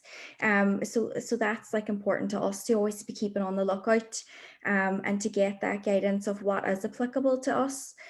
So we haven't had much experience to date, but we are so grateful for the opportunity that we have had. And again, as I say, that's important for, the reason why we have that business mentorship to help us with that as well, because we really would be lost without it, because it is difficult to find. So that's really the experience that we've had so far with it. Great. Marissa, I'll stop you there. I know Okay. we could literally stay all day with the questions that are coming in, and I know there are some other questions coming in, and then we will get back to it. I know Tony has asked, what's the future and all of that in terms of your business and when pandemic changes. Also, just want to mention here as well, that this again was reaching across the hands of Northern Ireland into Europe. And even so, when Brenda speaks from Donegal Local Enterprise, she will talk about mentoring and different services that are available. Limited in terms of time, of course, but I'm sure she'll give you a roadmap to where to go. And Carrie, I'm sure, will give a roadmap in terms of Northern Ireland. And I know that Julia is going to be talking to us about European Women's Association in terms of the sports there. So also this afternoon at 3 o'clock, ETIC European from the library have an International Women's Day event going out on Facebook Live talking about European funding. So some members of Donegal Women in Business Network are actually on that panel as well, and I'll be there myself. So join us at 3 o'clock from Facebook Live, and we'll put the details in there. So ladies, thank you so much. That was a fantastic panel, and as I say, just too short. Again, we're conscious of time. So thank you very much. And Isabel, that was great. Thank you too. So the next person we're going to invite to the stage, so to speak, is just literally now. Okay. So Julia. So Julia Stark joins us today from, I think, Belgium. And if you ever were wondering, does networking actually work? It really does. So basically, way back in November, I attended an online event, and Julia was one of the speakers. And basically, we connected on LinkedIn and therefore started an amazing story. So I'm going to let Julia introduce herself, tell you a little bit about why she's here. And she's an amazing networking and ecosystem person and has very inspirational thoughts for all of us. So Julia, take it away. Thank you so much, Evelyn, for your kind words. I've learned from few Irish words today. I'll need some support later, but thank you so much for having me. And yes, I truly, truly believe in the power of networking, and especially in quite challenging times. So my name is Julia Stark. I'm based in Belgium. For once, it's not raining today. And yes, we have built something amazing, and I will be sharing a few practical tools with you today, how you can make your network work, how you can actually use it also in an ethical way to grow your business as well. So let me try something to share my screen. Hopla, hopla, hopla. I hope you can see it. And if you don't, then it's a pity. Yes, we see it. We see Perfect. All right. All right. So as the president of the European Women Association, my task is to empower women to start and grow the business, to connect them to the right resources, networks, mentors, and of course, we just spoke about funding. So yes, we are a platform based in Brussels, a non-profit organization, and we work closely with different, around 35 at this moment, other professional organizations that actually help women to get funded. We work very closely with business angels, but we also work with European Commission, because again, there are so many funding opportunities, local, but also on European level, that I'm sure you ladies can enjoy too. All right, so you can find me later on LinkedIn. I'll have to run immediately after this talk, but I'm there online, and you can always join our ecosystem for free for more support. Few practical tips, guys. I promised you to keep it more like practical today. So there are like a few books you really should read to boost your networking skills. One of them is by Ivan Meisner. He's actually the founder of BNI International, if you heard about. He's got a quite good book about networking. The second one is quite old, almost I think 100 years old. And that book is How to Win Friends and Influence People by Dale Carnegie. Ladies and gentlemen, please check it out. I promise you that information in these books is actually still valuable. And the reason I'm so into networking, especially when we are so digital, is because when we asked last year, our community, our professional ladies, like, how can we serve? How can we help you in these challenging times? They all said, like, listen, we need contacts, we need partners, we need clients. How do we do that? We didn't invest enough time in the past in our networking skills. So few numbers, 85% of positions are filled through networking. Clients are found through networking. The trust is built through that. So please, I hope I've got you triggered to invest more time in that. And then I heard today as well saying, like, yeah, we are so serving, we're so giving. And how come for many of us, and I'm now speaking generally about women, how come that networking isn't always working? I give so much, but I'm not getting anything in return. Well, there are a few rules, all right? And most of us make also standard mistakes, and let me dive deeper into that today with you. So networking is about building relationships, all right? It's really about depth, not the superficial context you maybe have on LinkedIn. Another rule is please never, ever sell to your network, all right? Your network is not there to, it's not your clientele, all right? It's a different strategy, and it's really more about referring. So when women join our ecosystem at the European Women Association, the first question I would ask, like, hi, tell me more about you. How can I help? So I will not be pushing our memberships. I will not be pushing our mentorships. It's really about me serving you, referring you to somebody else, and that you are helped in very short term.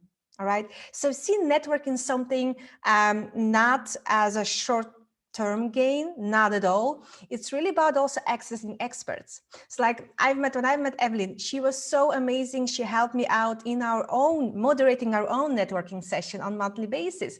So networking with Donegal Women opened other opportunities, not literally like selling something, but it gave me much more access to the local market. So networking is about increasing your visibility And you being online, it's so much easier, all right? If you just make sure your LinkedIn profile is correct and placed and boosted, make sure your pictures are decent on social media, and you'll see you can build your visibility and credibility much more faster through digitalization. So COVID was not always something negative. You can also find a few positive stuff about that. So one of the unwritten rules in networking is make people talk. They will remember you. This is something from psychology, guys. Networking, it's not about you telling them how amazing you are. It's rather asking questions and see how you can help these people, and people will automatically like you. Just think about previous meetings you had, but you could speak more about your business or yourself. I'm sure you love that person, right? So to be a great networker, you need to shut up and stop speaking about yourself, but rather ask questions such as, what do you do? What do you like? What are your challenges at this moment? What do you like most about your business? And how did you get here? By getting this information, that will actually lead to the next step in networking. Well, if you know that a certain challenge is marketing, for example, digital marketing, and you have someone in your network that's actually so good at it, maybe you can immediately introduce to that person. If you don't have somebody to introduce immediately, what you then need to think about, all right, how can I help that person be more visible? For example, in our community, I will try to meet the most of the women that join us. I will ask them questions, tell me more about your business and your expertise. And I will think, how can I introduce that lady to a speaking engagement? Or maybe I will invite her or him to do a workshop with our community. So give them more visibility and an open space to promote themselves in a very authentic way. But sometimes you don't have anyone or any place to promote that person. Don't worry, then you can always think, okay, let me get back to you and I see if I can introduce you to someone, and please do that. Only after that, you can ask for a referral. You can say, by the way, we are the European Women Association. I'm always looking for other professional organizations, member organizations to join us. Can you please maybe think about somebody in UK and Ireland that you maybe can introduce me to? So always first give, all right, before you ask, and not selling, all right? Another thing is you need to think about the depth of your relationships and not the superficial context we probably all have on social media, all right? You can do it through different ways. For example, maybe today you made some notes or you saw an interesting person speaking. Well, make sure you can later reconnect with that person through Zoom. If you have their WhatsApp number, you can send them a message. And then, I mean, what helped me is actually make a list of people that referred business to me, to thank them, to listen to them and say, okay, tell me more what's happening with you and how can I help you, all right? So it's really about you deepening and find your ways, by the way, all right? I'm giving a few examples here, but again, make it your own style, but don't stop after one Zoom sessions. Otherwise, it's again, another, a wasted morning or afternoon. And always remember, ladies and gentlemen, I know there are a few guys out here, relationships are currency. Is that social capital that we need to build? Because when you're scaling, when you're looking for investors, for example, this is the first layer of contacts you'll have, like your own personal network and the trust they have in you. We could scale and grow our community very fast, not because we are the best in the world, but because people trust us. And we've been active for 10 years, helping, empowering women professionally and economically. And when you have a new project launched, it's so much easier. You give them a call and they join because they trust, all right? So please think that it's social capital gathered by giving, provide referrals and knowledge. So it's built by design. It's not a coincidence. And I've seen that many of us think it is, that it will happen automatically. People will automatically refer because you did so. Unfortunately, we are so busy and distracted. You really have to help people to help them to refer to you. All right. So networking is actually more about building relationships. So there is always somebody you can refer to, and which is not that easy, because when we speak about networking, it is about numbers and depth. We all have many contacts, and contacts are people that know you. Connections, deep connections, they know and trust you. So always when you go to a networking session, think, how can I deepen my relationships? Because if there is a connection, there is loyalty, there is referral as well. So it is a strategy. You need to invest time in it. All right. And you could see networking online or offline, by the way, there is not much difference. I think sometimes it's more difficult to really establish a deep relationship online with somebody, but it helps when you are referred by someone. All right. So the first phase, it's about visibility. So much easier to do it online. Okay. It's about credibility. When people speak about your services, how amazing they are or you are. And only then in the last phase, we'll go to profitability, and where everybody actually benefits in that partnership or in that network relationship. And how fast that goes, it depends, of course, on the frequency of contact, or sometimes the service you're offering. Maybe the trust built in being an investor, for example, or investing in somebody, it takes more time than when you decide to buy and order flowers for 8th of March. All right, I hope it makes sense what I'm saying.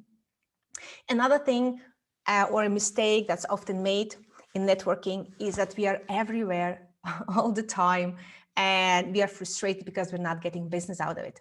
And the reason is because we are not clear about our own target market. We don't know clearly, we're not clear about our target audience. And that's why we are networking everywhere with everyone with no results. So first of all, make a list of like 1 or 2 potential, avatars, client of yours, all right? And then think, where are they?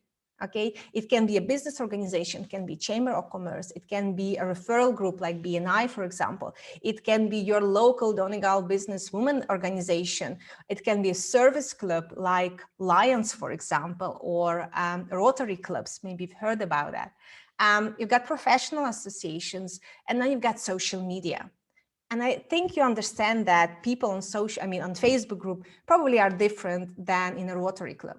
Right? So by understanding who you are serving, what problem you are solving, makes networking so much easier and targeted. All right.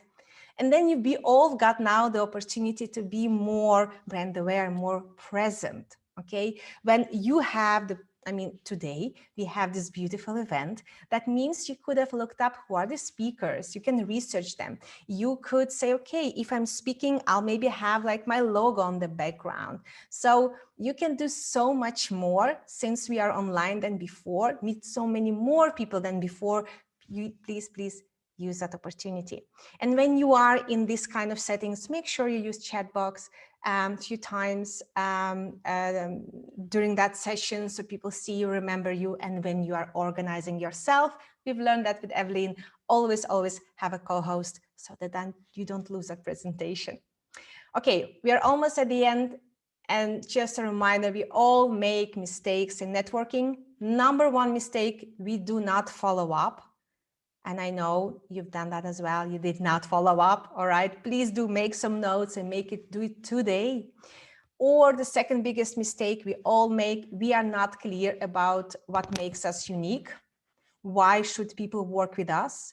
Like, why would you join another networking platform? Why would you join another mastermind group? You really have to be clear what you're offering and how it is maybe better than of your competitor.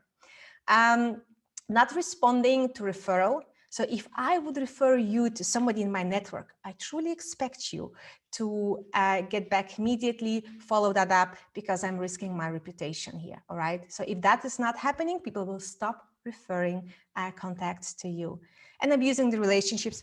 I know you don't do that. Just mentioning that happens. Just always remember, most people want to know if you are a solution to their problem and if they can trust you with their referrals. That's it. So networking isn't that complicated. It's about building relationship and trust and making sure you refer the right people. And of course, there are different quality referrals, all right? It's not, as I said, about quantity or quality. No, it's more about the quality. I think that's here very important. Don't waste your time by like following up, by reaching out daily with new people, deepen in the existing relationships that you have built in the last few weeks or months. And another last tool I would advise you to do, make a database. Like it can be just be an Excel, all right? Excel sheet where you actually write down all the people you have met, give them a color, give them like ABC. So like how hot is the lead, how hot is the contact, how good of a partner, potential partner that can be. Help others to promote you. Okay, send them their your marketing material, ask them to share your event. You will be surprised how much support you will be getting in your community, especially when you're part of a networking session. Always remember, referrals are personal and you are giving the reputation away. I'm watching my timing. I'm almost done, guys. I provide, by the way, you the slides if you like them, but time's up. If you need some more tips on networking, please reach out on LinkedIn or join the European Women Association free platform, and you can network internationally. And I think 16th of March, so I think soon, next week, we'll have a practical workshop how to get funded by European Commission. So make sure you join.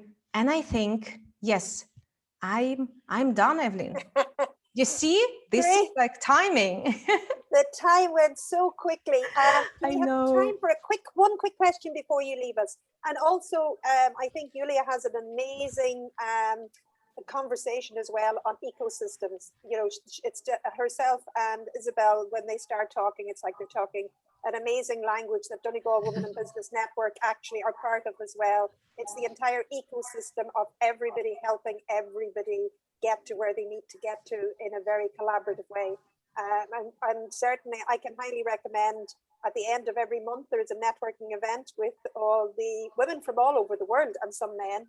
And I have to say that they're always very impressed with the Sleeve League in the background, because I tell them that not only are we on the gateway of Brexit and the UK and Northern Ireland, but that we have the highest cliffs in Europe. So they always are very impressed with that. So that's why we love that. So true. Have we some questions for Julia before she rushes to her next meeting? Yes, of course we do. Thank you, Julia. That was fantastic. Okay, I know you're in a rush now, so I'll be very quick. The future of networking, Julia. What do you feel, if anything, is going to change post-pandemic? Will we go back to in-person networking, or will online networking become the way we network? I think we are all human beings, and we really want that hug and that physical contact. I think once it's possible, I mean, last night we literally decided that we are doing an event, like a networking / retreat in Ibiza in September. And I just shared that with our community, and it's already booked, fully booked. I was like, oh my gosh. So I see that people really, really need that physical connection and have some kind of escape. But I also seen that when we opened doors to the European Women Association ecosystem platform, the partners and the members, when they joined, suddenly more business could be generated, more international collaborations could be born. So that's the beauty of being digital and online. So you meet each other, you have this social connection, and then you decide after a few calls, all right, I love that lady, Larissa and I think we should work together. I'm flying, driving, whatever, to Ireland, and let's have a decent offline conversation. So I think that will stay in a way, but as a pre-networking, pre-relationship, to test out how scalable and international can I be, to then really meet each other and hug. Thank you. And I look forward to you coming and hugging us in Donegal. Yeah, I will. One more question from one of our students at the event this morning. You talked about knowing what pain you can solve, and knowing and identifying who you target whenever you network. What happens if you're at the start of your career, you've just graduated and you're just not sure? What do you do? What's the most effective way to network when really you're not too sure where you stand in your own career just yet? Well, go out there and test it all. It's really by doing that you will experience, is it my path or not? Is it my target audience or not? Often we have ideas, very naive ideas about business and how it works. Once you're in there, you realize, oh shit, this is not my thing. I hate that stress. I don't want to be in that situation. So I think for young people, it's through experience that you will know. For those who are more established and are still confused, talk to your people and see where the 80-20 principle lies, like where with what 20% of my customers I'm reaching 80% of the results. I think that's the easiest way to go and improve your services and products. So just by doing and being mindful and following that up, it's again not that difficult. Thank you very much, Julia. And that's all for now, Evelyn. Great, Larissa, that's fantastic. Julia, thank you so much for joining us. We look forward to joining you. And we have a circle. We are a member, Donegal Women in Business Network, are a circle on European Women's Association.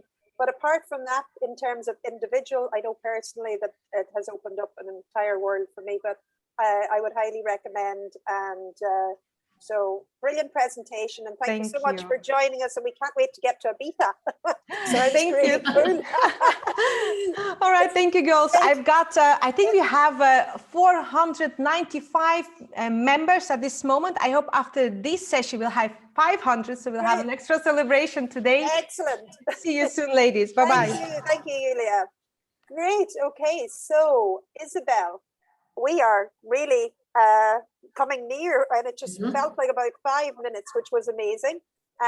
So we are now going to just make sure that everybody knows a few little bits and pieces. So first of all, this event has been recorded, and we will be posting this on Donegal Women in Business Network social media for you to share out. We want to share it with as many people that didn't actually get to attend today. We also want to put a call out to all women to join Donegal Women in Business Network. It's only €50 for the year. Amazing benefits to everyone who joins, and to those of us, to those who have joined already, we want to thank you, and we want to say to you, come on board, do some member-led events, and really get involved and collaborate with all the different partners that we have on board. Anything else you want to mention, Isabel, before we move over to welcome Brenda on board? No, not really. No, I think I've said it most there. It's really, suppose, from LYIT point of view, if anybody ever needs to feels if there's anything particularly industry engagement or they want to connect with us for one way or another, please feel free to reach out. You can reach out to me personally, and I can be able to direct your query if I'm unable to answer it myself.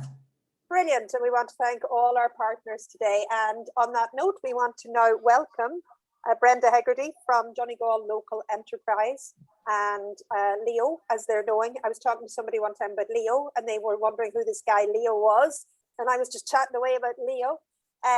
So we want to welcome Brenda, who's going to give us a brief overview, and we want to thank Donegal Local Enterprise for extending their Enterprise Week, and probably we'll have to do that for the next few years because it's going to fall on a Tuesday and a Wednesday or whatever. So so that's great. Brenda, you're very welcome, and we look forward to hearing what you have to say. All right, thank you. Hi, Isabel, and everybody there in the panel, and thank you very much for inviting me. Donegal Local Enterprise Office has a long association with the network, as you know, and its foundation of the network was here within what was our predecessor, the County Enterprise Board. But this morning, and as part of Local Enterprise Week, we're delighted to conclude Enterprise Week with this event. So this morning, I really just want to look at three things. One is look at the challenges that we've been facing and what supports that we have been able to offer to businesses over the last while. And then look at specifically programs that we have developed in relation to women, the Ambition Programme, and our Donegal Stories. So I know earlier we heard about supports, and Carrie joined us from Enterprise Northwest. So I should start by saying the Local Enterprise Office is the government agency for anybody planning, starting and growing a business in Donegal. So Carrie mentioned what is available in Northern Ireland, but in Donegal, your local enterprise office is your first stop shop if you want to start and grow your business.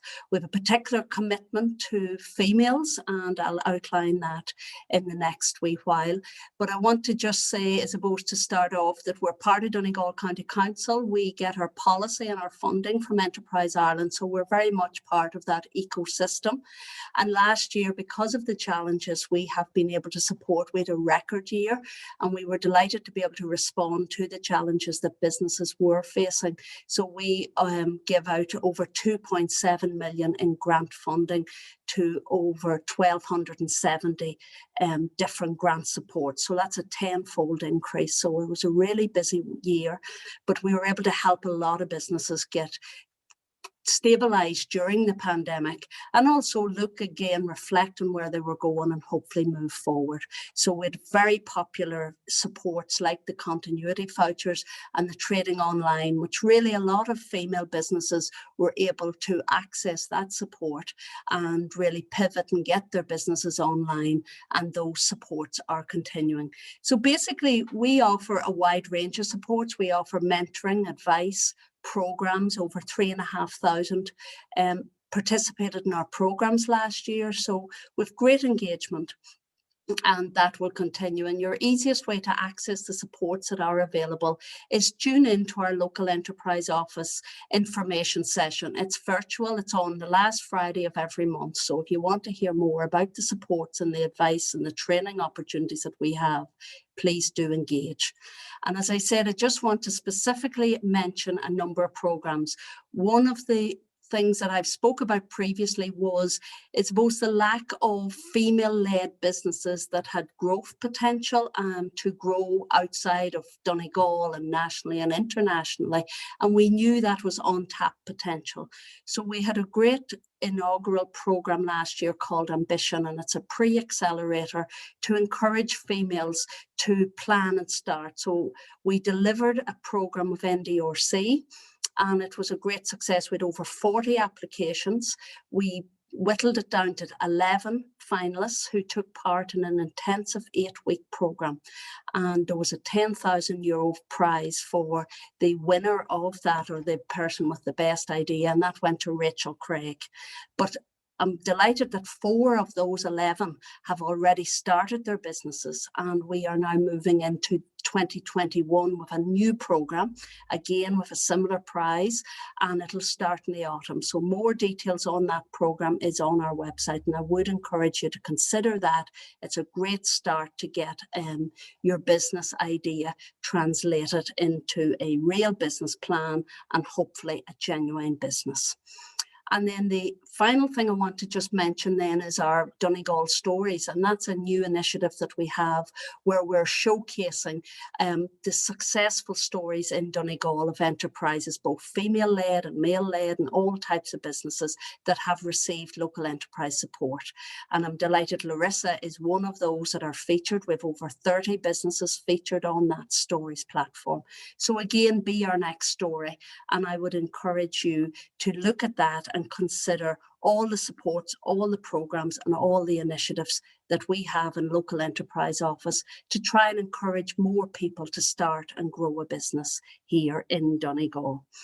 And I'd just like to conclude with a few words. What we asked our female participants and our leaders, what we had in the Ambition program was champions, female champions, so that we could inspire others to follow those. And Larissa was one of those. And we asked them to pick a word that best illustrated their commitment to female enterprise. So some of those words were: be ambitious, be strong, be resilient, be brave, be bold, be inspired, be empowered, and be you. So on that note, I will pass back to Evelyn. Well, that was absolutely fantastic. We'll have to get that those lines on our website. In fact, Brenda, we'll have to get you to a blog on that for our website. So Yeah. we have a few quick questions for you. I'm going to bring Larissa in as well just today. Is the trading online grant still available?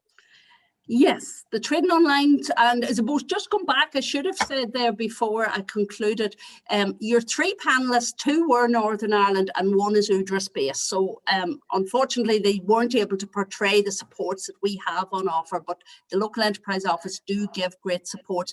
Trading online voucher is one of the most popular, and last year it increased to 90%. So in essence, it was probably a free opportunity to get your website and digital marketing online. It is now reverted back to 50%. But also interestingly, if you benefited from that voucher before, you can also benefit again. So you can have more than one voucher. So that's a very popular. It's open for applications, and again, more detail on our website. Brilliant, absolutely, yeah, and more information as well from our website as well on all local enterprise as well, and we will be partnering even more will be in each other's hands together over the next period of time. Exciting news coming, but we'll save that for another day. Larissa, questions from the panel or from the floor? Okay, thanks, Brenda.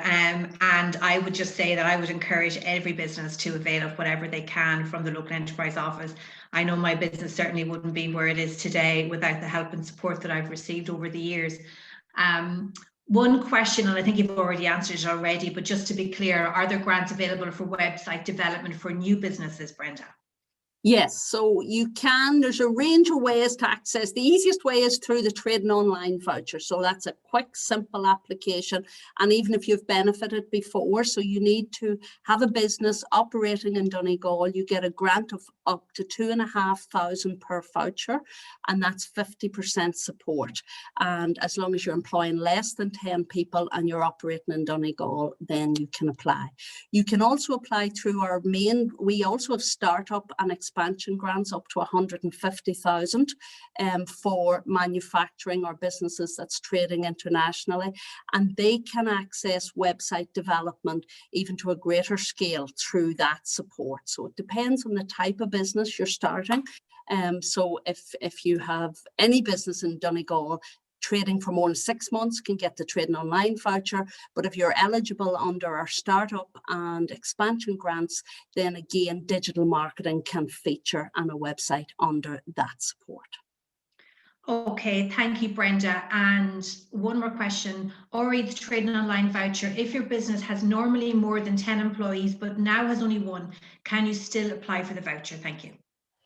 Well, it depends on the one that is now employed. So if you're benefiting from wage subsidy support and all your over more than 10 employees are still on the books, then that you are still employing those. If you had more than 10 and they're now on pandemic unemployment and off your books, then you're technically employing only one member staff. So it'll depend on the individual circumstance. You as an accountant will know more than this.